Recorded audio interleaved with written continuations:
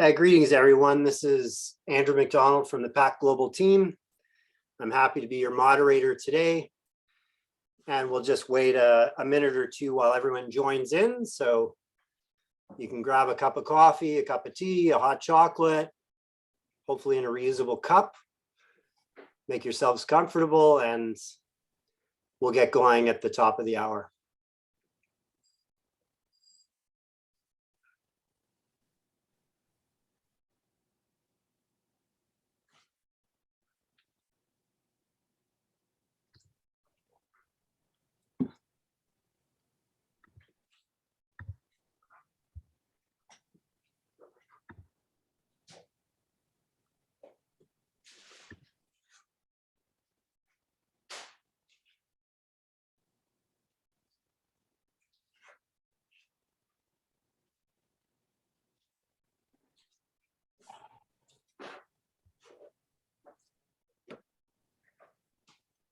Greetings, everyone. If you're just joining in, we're just going to wait about another 30 seconds or so for folks to log in.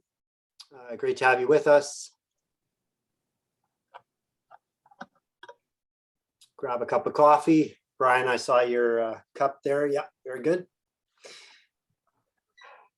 We've got 4 time zones represented here across the panel, from east to west to south and beyond. Okay, well, once again, greetings, everyone. I'm Andrew McDonald. Lindsay, if you want to just pop the slide ahead there. Yeah, great to have you with PAC Global today to dig into an important, and I think fair to say, fascinating subject, that of reusable, refillable packaging. Before we do that, I'd like to just briefly introduce you to PAC Global. PAC Global is a nonprofit established over 70 years ago, and our team aims to provide you with a safe, neutral place for the packaging community to collaborate, to innovate, to educate, and to celebrate, as we did a couple of weeks ago with our PAC Global Awards. And PAC Next is also a way that we do this. Lindsay, if you want to pop ahead. And the PAC Next team, here we are, offers you a wealth of resources and trusted advice related to packaging sustainability and circularity. And especially through our education and training opportunities like these. So we've got a number of things coming up. Given the connection to today's session, I just wanted to flag the event on March 24th. It's actually a mini course, so it's 2 by 2 hours. So it's split up during the day. Some great guests for that as well. So I hope you can join us for that and or some of these other events coming up. So next slide. Yeah, the format for today will be, we're going to have a 35 to 40 minute panel discussion with our fantastic guests. And we have reserved about 15 minutes for Q&A, which will start at about 1/4 to the hour. So be sure, as it says here, be sure to use the Q&A box to submit your questions, and we'll do our very best to answer as many as we can today. The session will be recorded and a copy of it sent out to everybody who's registered. So let's tackle our question of the day. You know, what needs to be true to realize widespread adoption of reuse refill systems? Kind of the $1 million question. And I'll lead us off with a few introductory thoughts, and then we'll get straight to the panel. So for over 50 years, reuse has sat near the top of waste management hierarchies. And there seems to be an emerging array of reusable, refillable packaging solutions. But, and there's a but, the Ellen MacArthur Foundation, well, EMF for short, the EMF's Global Commitment Report, the 2021 report, noted an alarming lack of investment in alternatives to single-use packaging. EMF signatories reported that only about 2% by weight of plastic packaging as reusable, where the EMF also has said that up to 20% provides a solid business opportunity for conversion to reuse. So it's a big gap to bridge. And we're lucky to have some key bridge builders with us today. So that said, I also wanted to share this EMF image that you see on the slide, which I found very helpful to just to organize my thinking around types of reuse refill. So several of which we'll hear about today. So these 4 types have a B2C or business to consumer endpoint. And this image is organized in 2 ways. Who owns the packaging and where does the activity actually happen? So if you look at the 2 pieces of pie on the right, those are the return systems where packaging is typically owned by a business. And on the left, the refill systems, that's where packaging is typically owned by you and me, the individual consumer. And so in either case, return and refill, it's either happening from home or it's happening on the go. A 5th type, which is not shown here, is B2B or business to business packaging, no less important. And there's a ton of interesting innovation and activity in this space as well. So without further ado, let's meet our guests. 3 inspiring leaders representing diverse aspects of the reuse refill packaging ecosystem. So Brian, Mevish, Marcel, it's a delight to have you with Pack Global today. We did it. Welcome. And we're going to start with some brief introductions. So if you could please tell us a bit about you, your organization, and the exciting work you're up to. And Brian, if you could lead us off. Sure. Thank you so much, first of all, for having me here. It's a great pleasure to be here. So my name is Brian Bauer. I lead circular economy and institutional partnerships at El Gramo. El Gramo is a Chilean scale-up based in Santiago de Chile. And basically what we do is we work with global brands. We're currently working with Unilever, Nestle, Colgate, Clorox, and in discussions with most other major brands. We're also working with Walmart so that they can sell their products and not the packaging. We do that with reusable packaging that's smart and a couple other technology elements. So I'll pull up my slide now, please. So the 3 key aspects of El Gramo's platform are smart packaging. So the smart packaging, you can see the Omo bottle. Here's a real bottle here.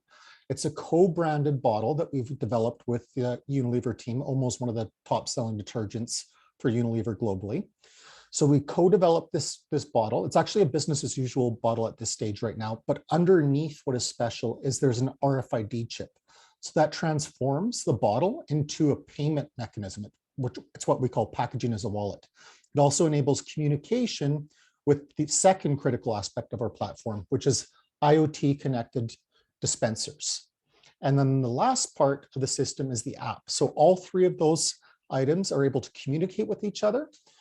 They create game-changing product traceability. They enable us to connect with the consumer and gamify the refill experience and just have deep insight and knowledge into the refill processes and help drive and create that consumer behavior change, which is really critical for the reuse movement to reach its potential.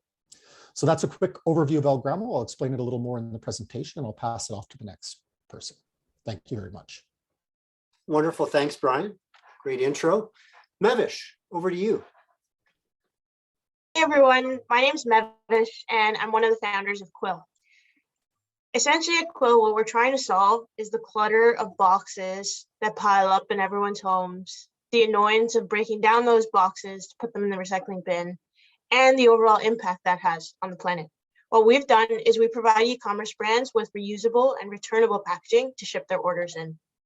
We launched in Canada last year. And if you flip to the next slide, I can tell you a bit more. So we launched in Canada last year. We're live across a number of brands across the country. We did this in partnership with Canada Post so that we could launch from day one across the country and provide the most affordable and seamless return experience. And we're backed by a community of founders. We joined On Deck, which is a San Francisco-based accelerator. We joined their accelerator program this year. And we're backed by Flexport, one of the fastest growing shipping and logistics companies in the world, to really try and bring a reuse model to North America in an affordable way and a scalable way. And if you flip to the last slide, since we've launched, we've received a ton of feedback.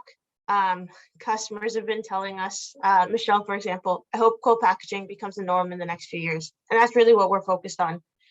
We launched with a set of brands. We're now focused on speaking to larger brands like Tentree, ShareText, and more, and really trying to bring this model to scale with larger companies across North America. Wonderful. And I'll Thank you, pass it on Mevish. to Marcel. Yeah, Marcel. Hello, good. I was going to say good afternoon, everyone, but I'll just say good day. Don't know exactly the timing. Yeah, we're all over the map, literally. Yeah. Well, it's good to be here and nice to speak about my favorite topic of the last two and a half years. So my name is Marcel Konov. I'm a packaging technologist focusing on sustainable packaging, being a part of the Netherlands Institute for Sustainable Packaging. And Lindsay, if you could pull up the next slide, please.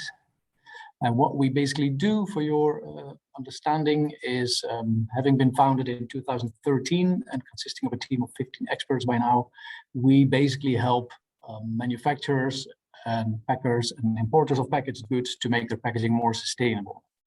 We are funded by the Dutch Packaging Waste Fund and therefore are linked to the EPR system, the Extended Producer's Responsibility.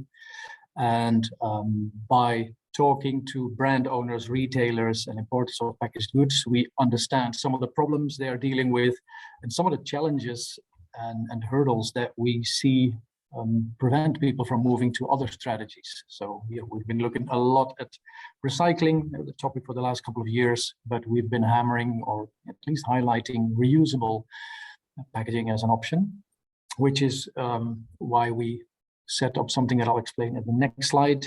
I just wanted to point out here the Pack Forward movement, which is our collaboration on a European level, because the Netherlands being a tiny we see the added value and the necessity almost of working cross borders. And this is why we set up Pack Forward. If you want to hear something about that, please don't hesitate to contact us. But at least explaining my role here today, what we did in 2019, seeing this necessity and need for information on reusable packaging, we started setting up what we call a community of practice, which is basically bringing together any knowledge there is on reusable packaging to disseminate that, to generate it ourselves. It's a network. We're now roughly 400 professionals linked to the network. We have a LinkedIn group where we post information on the topic. We organize webinars. We did about 8 or 9 in the last 2.5 years. The most recent one, interesting, Mevish, was around reusable shipping packaging for e-commerce. So it was quite interested in your solution. One of the other things that we certainly do is to facilitate pilots. One of the things that we noticed around reusable packaging is that there's a lot of talk around it, a lot of publications, but the how-to question doesn't seem to be answered all that often. So we initiate pilots, we developed a calculation tool. One of the things, most recent developments, is a European community for reusable packaging that we're setting up now, that we hope to launch later this year. And that's it from me for now. Back to you, Andrew. Wonderful. Thanks, Marcel. And good to see the connections already happening between the panelists as well. So listen, thank you all. And so speaking of getting into the how-to and some of the details, let's do it.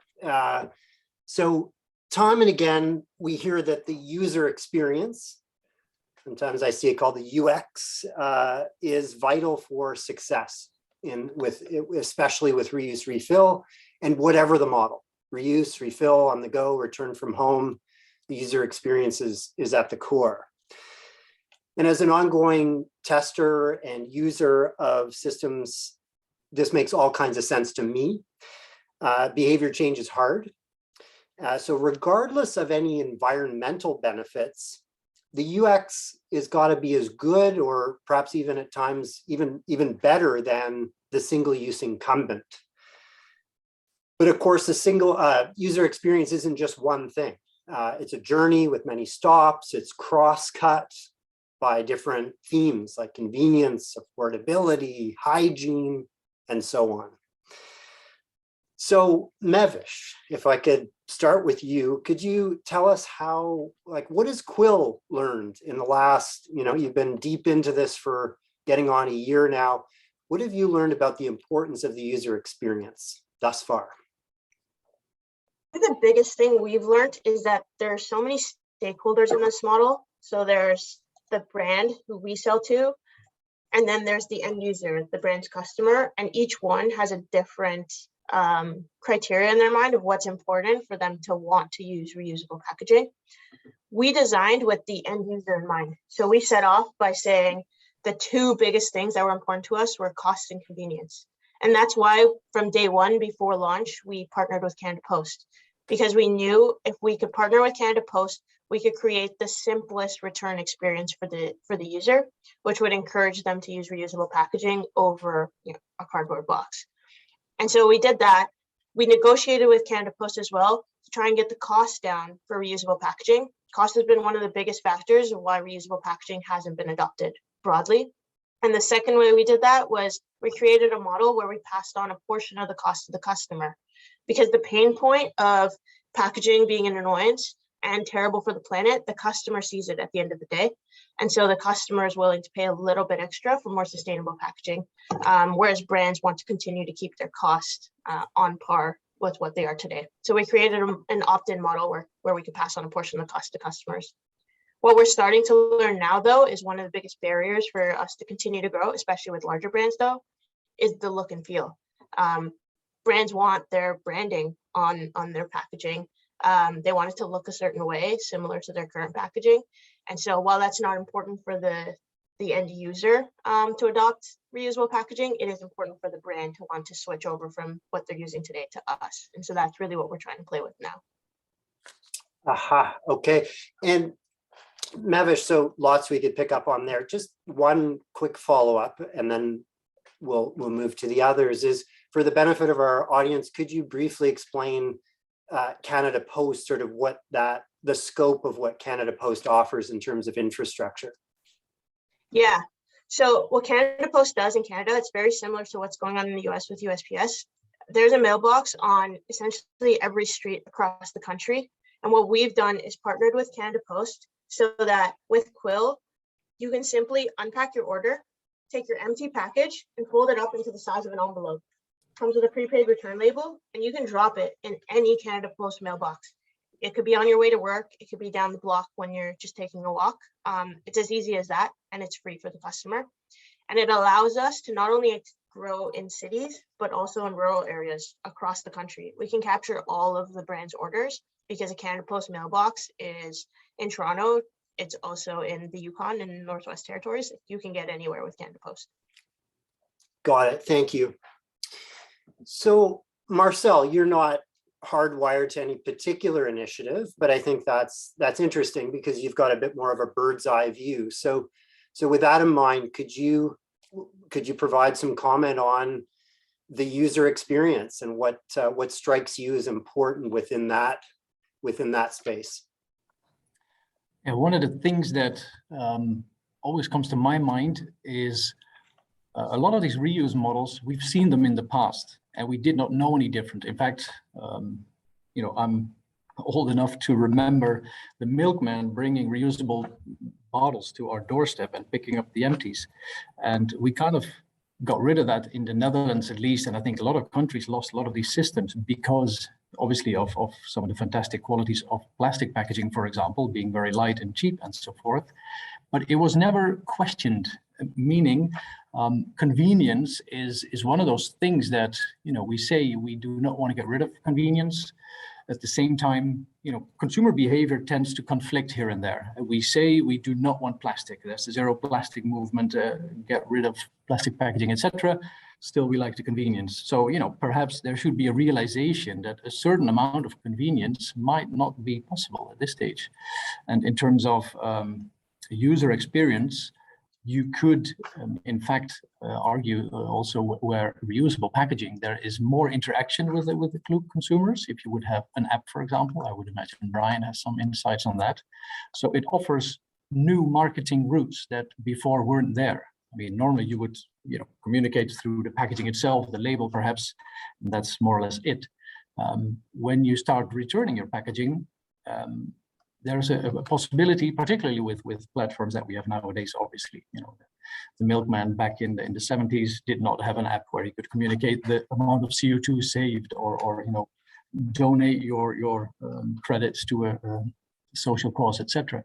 So I feel, to be honest, and that certain amount of convenience, we might need to say goodbye to, and some of that could be done through plain and simple legislation, enforcing it, the same way that we can't smoke in an aeroplane anymore and nobody's questioning it anymore. The same type of attitudes need perhaps to change, and yes, that might take some time. Yes, we might be a bit grumpy at the very beginning, but we also start realizing we can't continue the way we do. So I would argue perhaps a slightly less accustoming approach, is that the word? So always pleasing the consumer. At some point we can't continue the way we do. So that would be a slightly activistic perhaps view from my side. Yeah, interesting. Provocative may not be the right word, but the idea that we need to give up some of our attachment to convenience, because single-use packaging in many ways provides sort of a gold standard for that convenience. So, okay, well, thanks, Marcel. Brian, your thoughts on this very important piece of the puzzle. I know in Algramo 1.0, 2.0, the customer has been at the heart of your models. Yeah, I think just to make sure I'm not kind of repeating some key points that have already been brought up, I'll talk about how we do our UX, the methodology we use to create an optimized UX, and that's through human-centered design. So we have a pretty significant design team that's very much invested and very focused on applying human-centered design principles to understanding the user experience across socioeconomic segments, across geographic segments. For an example, here in Chile was very different than in Jakarta. So here in Chile, as an example, consumers are comfortable with a 3-liter unit of packaging like this. However, in Jakarta, they prefer a much smaller packaging unit. As well, in Chile, we've had many conversations with all our major brand partners about trying to do refill in other packaging, even the exact same packaging that they have. They don't like that. They're not keen on that. They want it to be only the custom packaging from Algramo with the RFID chip. And we can't possibly use even their own packaging. So as an example, if a customer had the exact same bottle, but it's not smart, it doesn't have the same chip, they don't want that. However, in Indonesia, it's very common apparently, and we didn't realize this until we started doing some human-centered design research, for people to take a bottle, and it could be like a soda bottle or a water bottle, and they'll use it for laundry detergent. And all the people I've spoken with here in the FMCG sector would be like, no, we would never consider that. But in Asia and certain parts of Asia, Indonesia and a few other parts that we've spoken with, that's a fairly common idea, and the brands themselves are much more open to it than they are here. So that's an example of applying human-centered design and thinking of things across different socioeconomic and cultural environments, so we can understand the user journey, what the consumer needs, and create that cost savings and convenience, which we see as key drivers in pulling a large segment of the population or the market into our distribution system. Well, so this is really interesting. You're spending the time, you've devoted the resources to really understand these more local socioeconomic and cultural situations in order for there to be a willingness to use your system. Yeah, absolutely. We see that as absolutely critical. So yeah, great. All right. Well, thank you.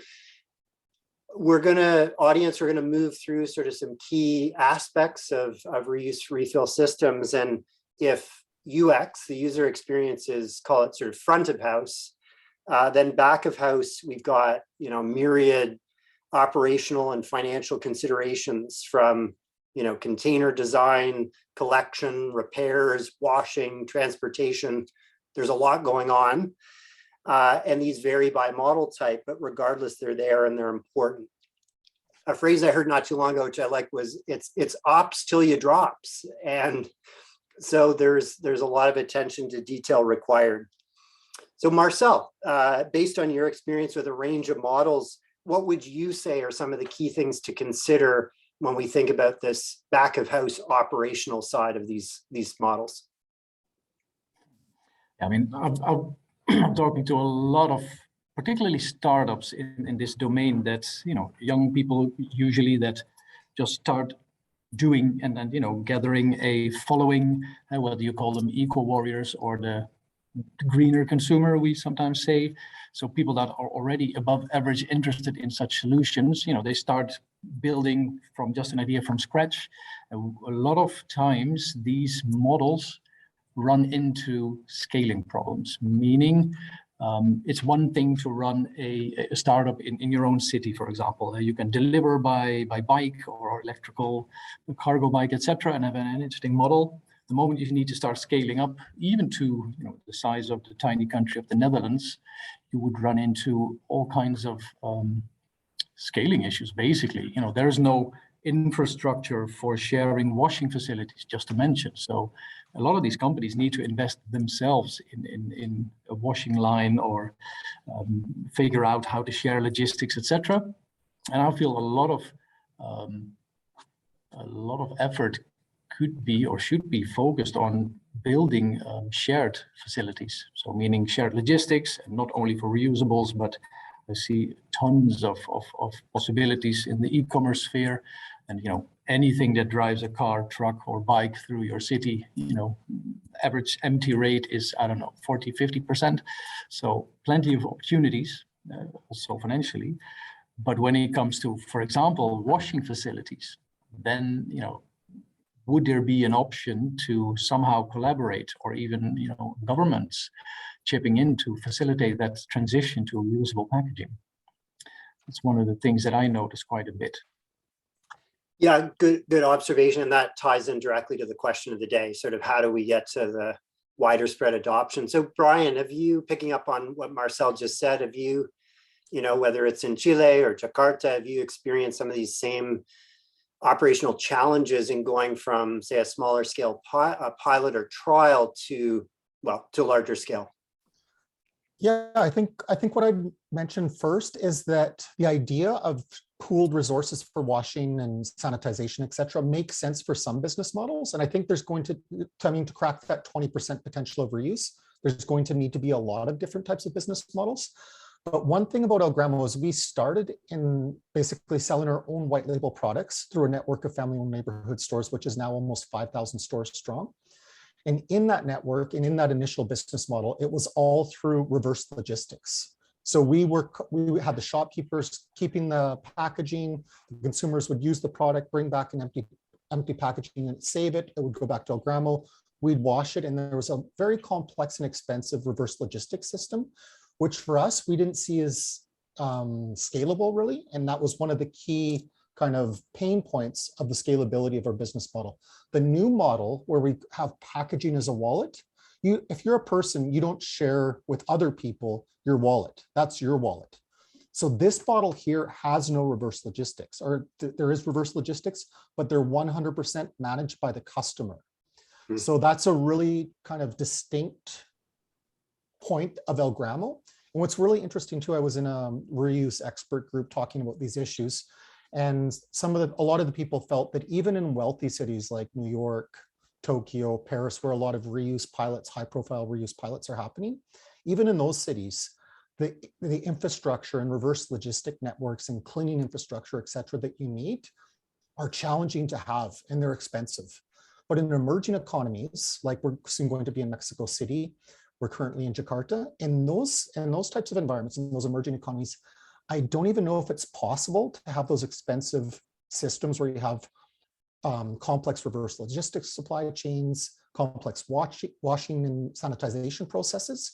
So our system perhaps is one of the few systems that is a system that works well and makes sense in emerging economies. And that's really critical too, if you think about this from an environmental perspective, because the vast majority of plastic leaking into the environment isn't happening in Tokyo and Paris, and New York. That's happening in those emerging economies. So we're really proud to have a scalable solution that can go into those economies, because that's where a lot of the major impact is happening.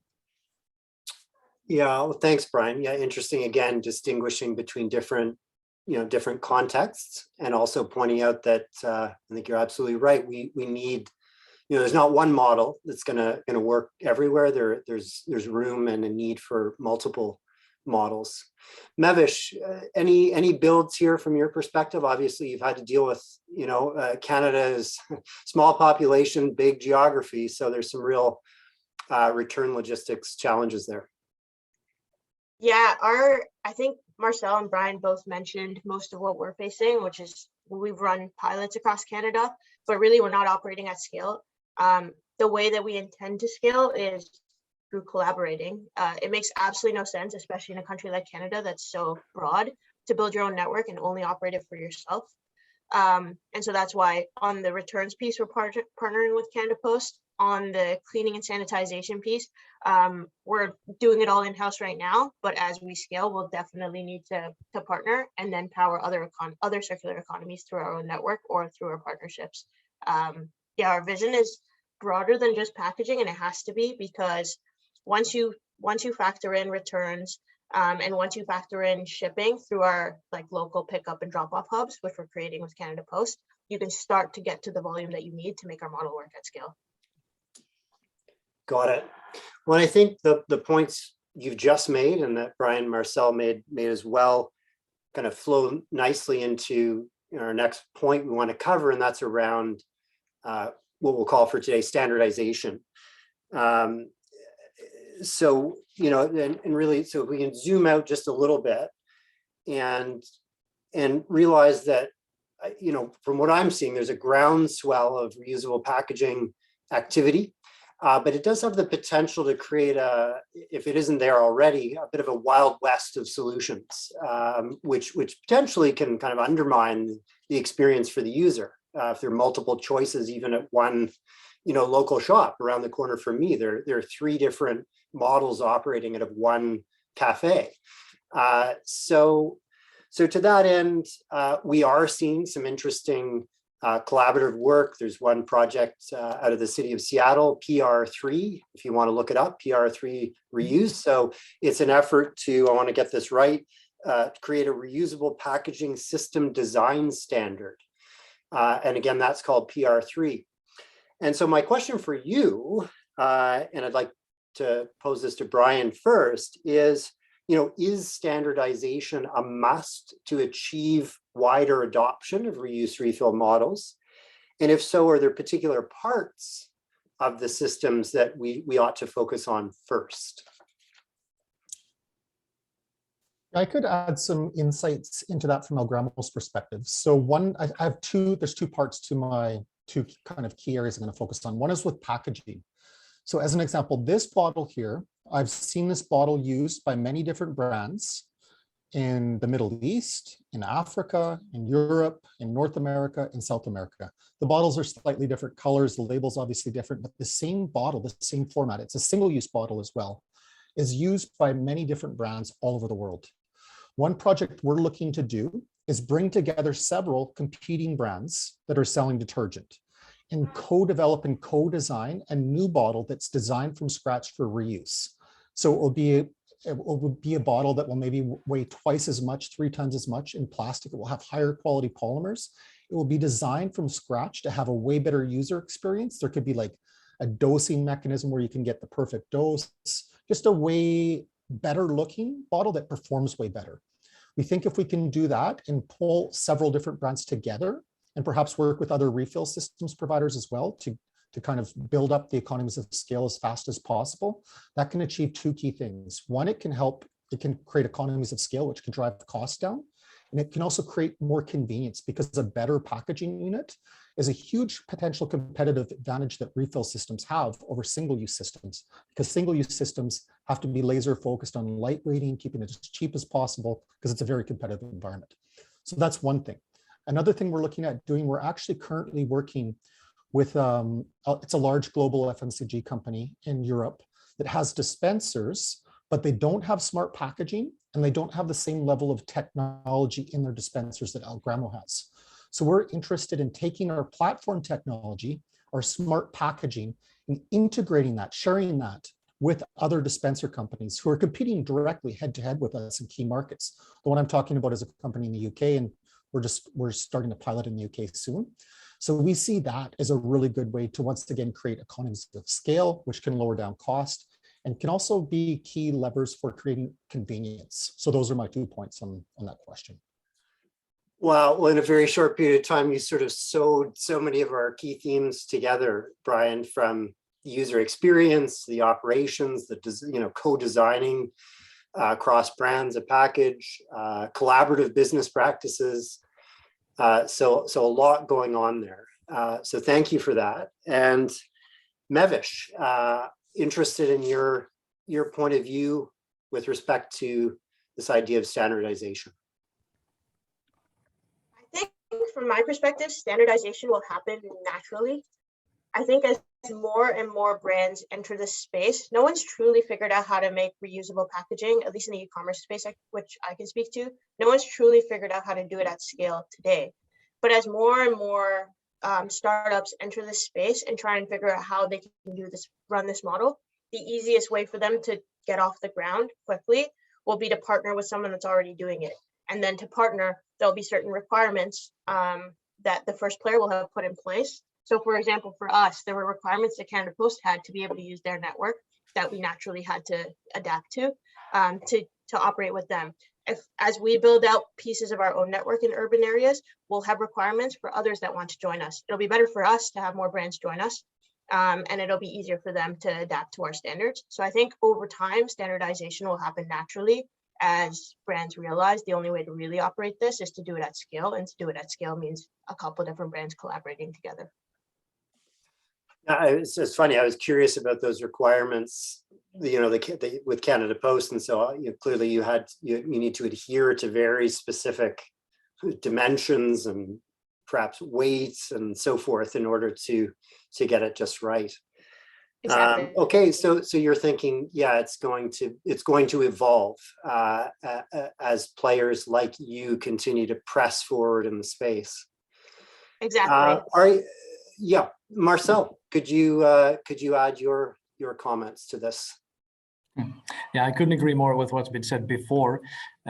Partially, on one hand, the nature of business would be that they drive to lower costs out of competition and out of necessity, and on the environmental side of things, driving for lower CO2 emissions, let's say, and they're scaling up and becoming more efficient makes a lot of sense and would indeed happen naturally. I do fear is not the right word, but I do think if we wait for the market to enable that, we might miss some opportunities and have some investments being done at this moment that seem a bit lost, if you will. So one of the things that I realized quite early and that came back from the community of practice was like, can we start thinking about standardization on certain formats?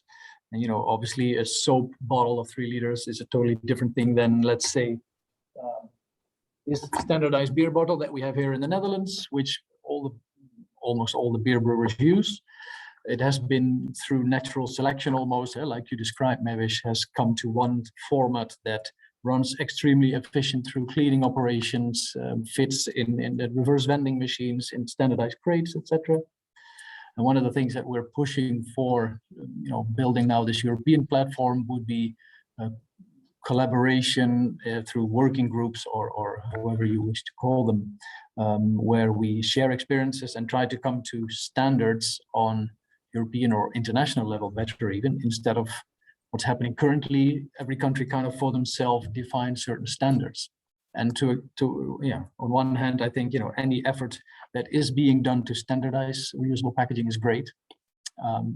Ideally, we should try and coordinate that and have all the aspects there. Well, thank you. And Marcel, just picking up on, you alluded to it just now and you mentioned it, and I think it was off the top in your introduction, and that is the potential role of legislation and policy to drive forward change in this area. I think some people are more bullish on the potential for that to really work. And again, perhaps it depends on, the model or the context, the jurisdiction. But if we could stick with you actually, and I know you did a bit of work on this in preparation for today. And so if you could, share a few thoughts on what you think the role of public policy can be to foster some of these changes we're talking about.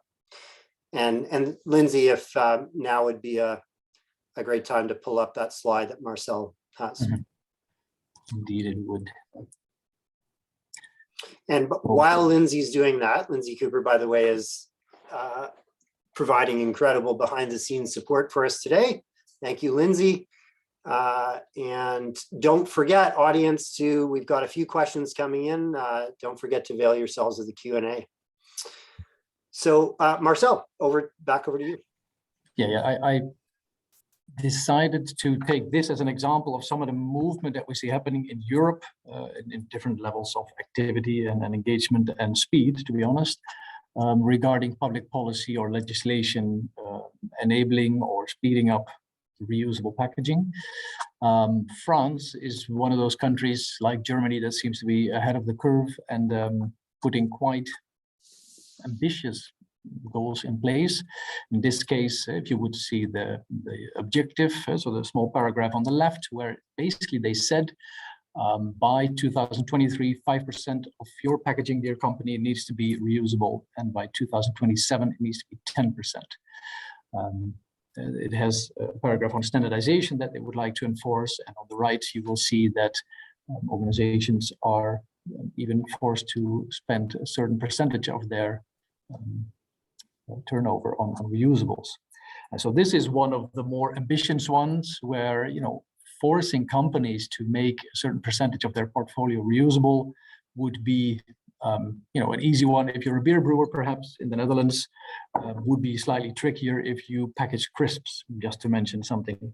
So, I would be very curious to see how this will be followed up, but on a slightly more common approach in Europe, at least on reusable packaging. What we see happening quite a bit is targets put in place following the Single-Use Plastics Directive, which, to briefly explain what that is, it's a piece of European legislation forbidding 10 of the most found plastic items that are being littered. So straws, lids of coffee cups, ear thingies, I forgot what you call them, Q-tips, right? Q-tips, yes. And quite a few of those aren't exactly packaging, but some of them are or are linked to it, like straws or lids on a to-go cup or the actual cup itself. So following the Single-Use Plastics Directive that forces companies to switch from single-use plastic, particularly, to alternatives, you obviously will see a move to different materials to a certain extent, but particularly also quite a few governments following up that Single-Use Plastics Directive with plans to make it mandatory for to-go situations to offer a reusable cup, or either directly or a year later, in the case of the Netherlands and Germany, for example, also for takeaway meal containers. So it's not a ban on single-use cups and containers, but it basically forces the takeaway locations, usually from a certain size upward, to also have a reusable cup. And some of you that might have seen the programs that Burger King, for example, is testing with their hamburger boxes and milkshake cups in a reusable version, that would tap into that type of thinking. So at the same price level, you as a consumer can say, hey, dear, I don't know, French fry place, I would like my French fries in a reusable packaging.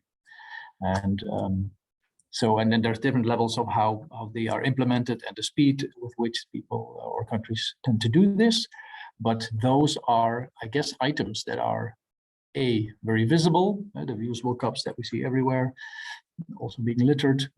And also answering one of the questions in the Q&A, I guess, one of the areas where consumer packaging is reasonably easy to implement. There's plenty of stuff to do, to be honest, and things we need to arrange to make that happen on a full scale. But suppose a few percent of the consumers, as of 2023, in our case in the Netherlands, say, okay, yes, I would like a reusable cup, and yes, I'm fine to pay a deposit. Then it would start getting things in motion. You would start finally, see the flywheel turning. It would drive higher volumes, which would, justify investment easier, etc., etc. So, yeah. Yeah, This is good. an example. This is all, all part of the equation here. And and in Europe, Marcel, there's a European Plastics Pact. In Canada, we have the Canada Plastics Pact. There's a US Plastics. I think there are a dozen now, 11 or 12 worldwide. And Chile has a Plastics Pact as well. Brian, if I could go to you and say, just ask the question: does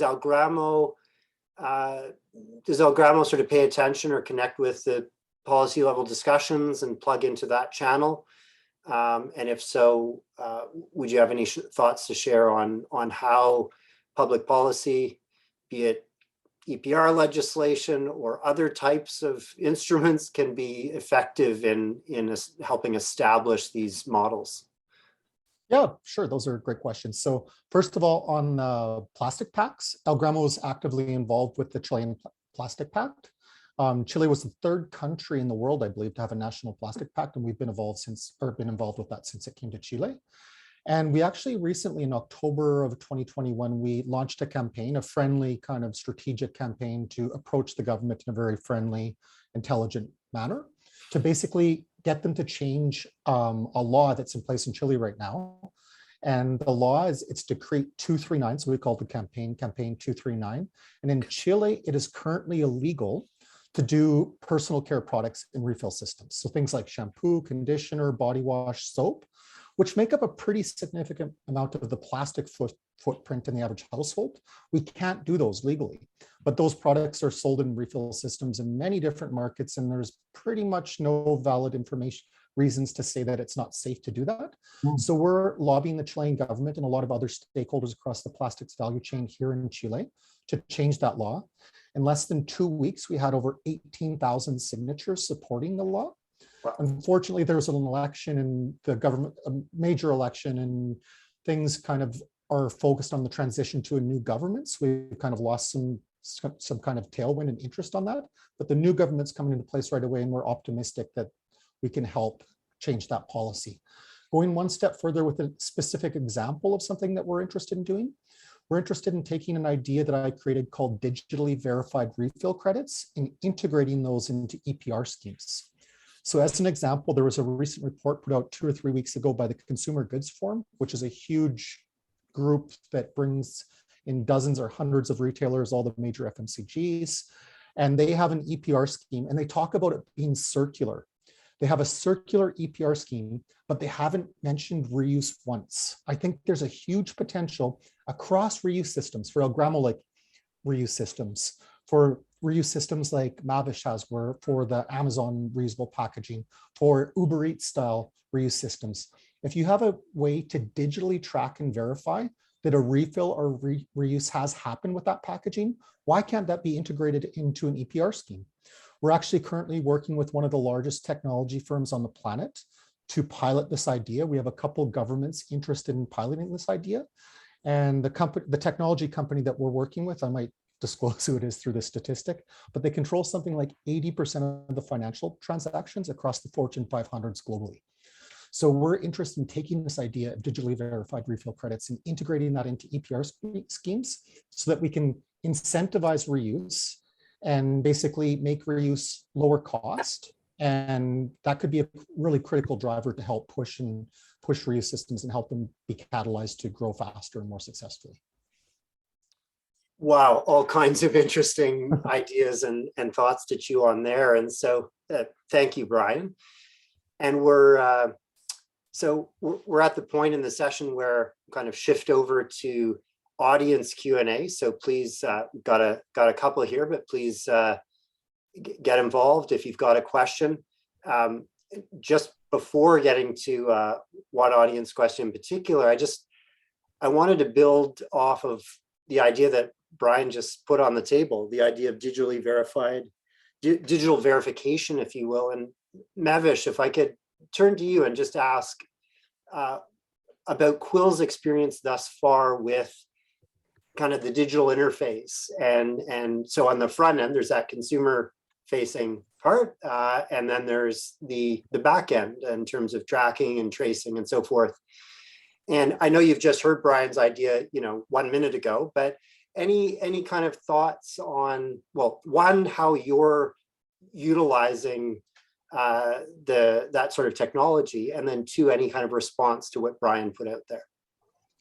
Yeah, I think, Brian, your idea is honestly absolutely genius. What we're trying to do is something similar. We haven't done it yet. We're still quite early in the process, where we're asking customers to essentially take a picture of their Quill bag as they're returning it, and then tracking returns that way to see how long it takes for returns to happen, what percentage of people are returning because of an incentive versus just returning it out of the goodness of their heart. And so we're offering promotions for people that return in a certain way, like 10% off their next order.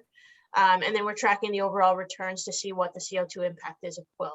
What we haven't done yet, and we're looking to do, is try and digitize all of that so that we can tell when a bag arrives at your door, when you open it, how quickly you return it, all through either a QR code or an RFID chip, and then be able to put that data back out there to our brands, as well as to Canada Post and other partners who have ESG goals that they're trying to meet, and want to be able to tell the story of the impact of reusable packaging through data rather than through customer stories and feedback that we've received.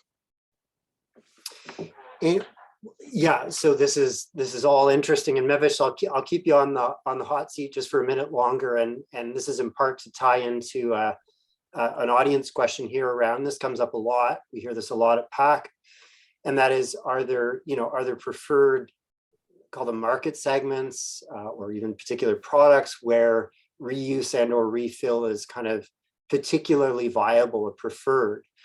And so the comment is that, like medical devices probably would be more difficult due to hygiene and sterility issues and so on. So you've made a choice. You said, okay, we're positioning ourselves here. It's e-commerce. It's well, so far primarily apparel, but my understanding is you're open to other product types. So just curious, perhaps so you're already steeped in a particular area.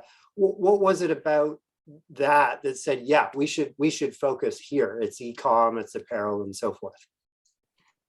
I think apparel, the reason we went after it is because it's so easy. If you think about what the packaging does in the apparel space, it really does nothing more than get your t-shirt or your sweater from one point to another. It doesn't really provide all that much protection.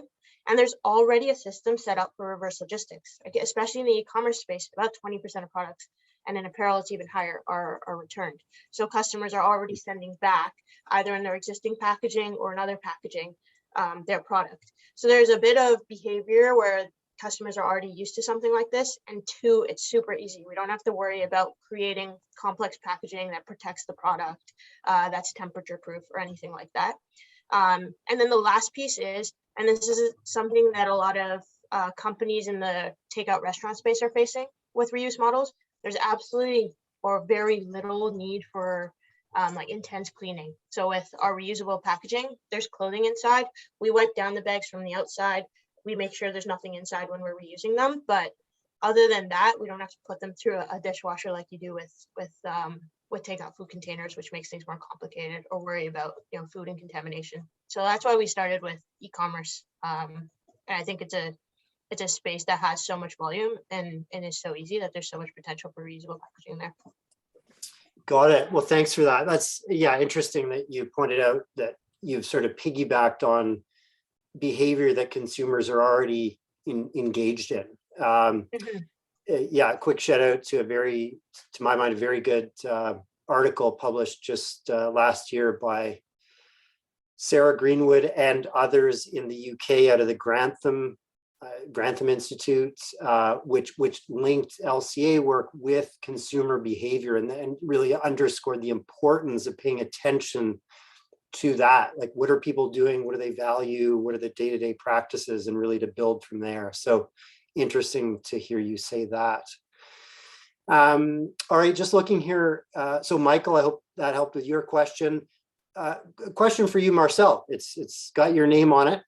And it's this. I hope you can see it too. But what is the acceptance so far from businesses and consumers to implement a reusable option versus single-use plastic for all takeaway business types? So that's a big one, but it's a question about acceptance. So if you had a brief take on that one, we'd appreciate it.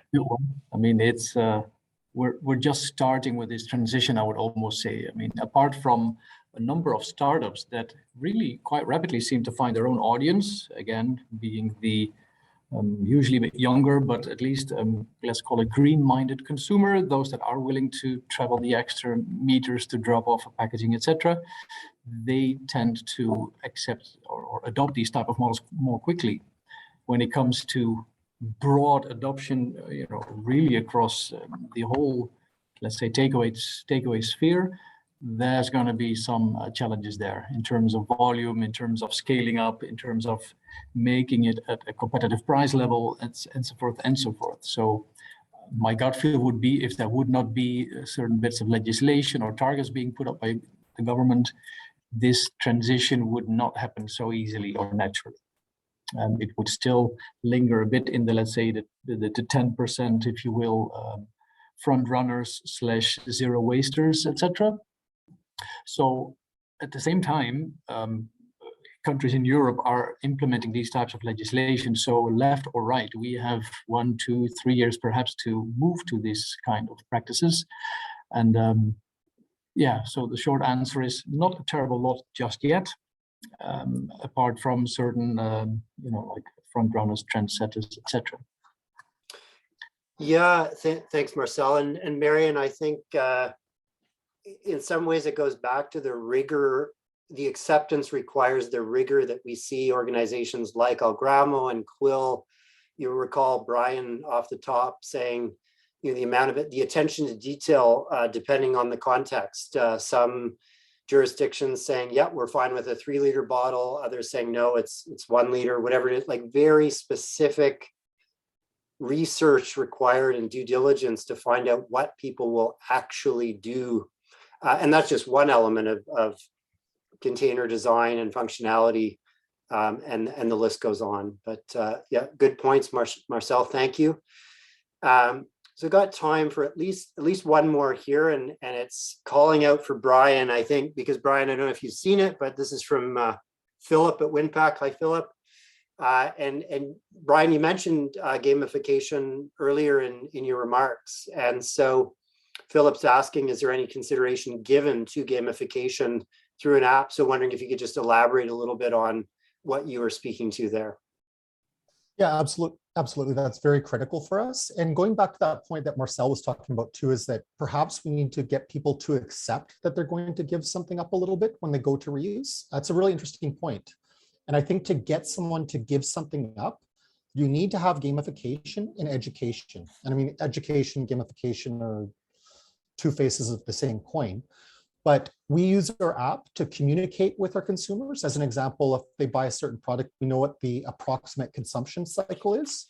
So when they're getting low on that product, when we suspect they're getting low on that product, we can send them a friendly reminder, tell them about the benefit, like the environmental benefits and impacts they've created so far from their system in Algramo. We can say, look what you've done so far. Here's another opportunity. You can refill your Algramo product. Oh, we have new refill locations closer to your home now. This is them. So I think it's a really critical point to do if you want to push those early adopters, get more of them, and get your early adopters to be very dedicated and maybe tell some friends to pull more people into the movement. But those are my comments. Yeah, really good thoughts. And I think I'm seeing more and more organizations in this space spending time and attention to these sorts of details and this sort of functionality to engage consumers. Really interesting podcast for those who haven't come across it. It's called the Indisposable Podcast. It's put on by Upstream, and one that I was listening to not too long ago. I believe the company is R-Cup out of the States, doing some really interesting work in this space as well. There are many, that just being one example. I got time for a final question here. Mevish, anyone could field it, but just to complete the circle here. So it's a question about just loss, how impactful is loss of, in your case, packaging, and how do you deal with kind of quality control, repairs, et cetera? Is that a significant issue, or are you finding that relatively straightforward to deal with? I think in the apparel space, loss from damage to the bags is relatively low. They don't go through a very intense process between when they're shipped back to us and when we receive them. So that part's low. The biggest source of loss or leakage is bags not being returned. So we've tried to solve for that in a couple different ways. One is by launching with an opt-in model. So only those that actually want reusable packaging opt in and get it. Everyone else just gets their order delivered in their normal packaging. So you self-select out sort of the folks that wouldn't return it. And then second, by offering incentives. So what we offer today is if you return your packaging, we give you 10% off our community of brands. It's an opportunity for you to try out another brand that's using Quill and get rewarded for doing right by the planet. And then the third is we're now experimenting with different return models, different reminders. So text message reminders 14 days after your purchase to see if that'll improve the return rate. And really it's because the impact is exponential. So if you get at roughly a 50 to 60% return rate, you're getting at around 2.5 uses per bag on average. If you get to an 80% return rate, you're now at like 5 uses per bag on average. And if you think about the impact of that, you start to move towards a model where you see like 80% reduction in CO2 versus 60% reduction in CO2. So that's what we're focused on. Yes, all good points. And just tucked in under the wire here, we're at the top of the hour. So reluctantly, we'll close. I want to say on behalf of Pack Global, Mevish, Marcel, Brian, wonderful to connect with you today. Thank you for making the time to join us. I see at least Brian, Mevish, I don't know if Marcel did too, but I've put their LinkedIn information in the chat. So if you didn't see that, you can pick it up before we close up shop here. And otherwise, on behalf of Pack Global, to our audience, thanks for joining us today. Stay healthy, stay safe, and we look forward to connecting with you again soon. Thanks very much. Bye for now.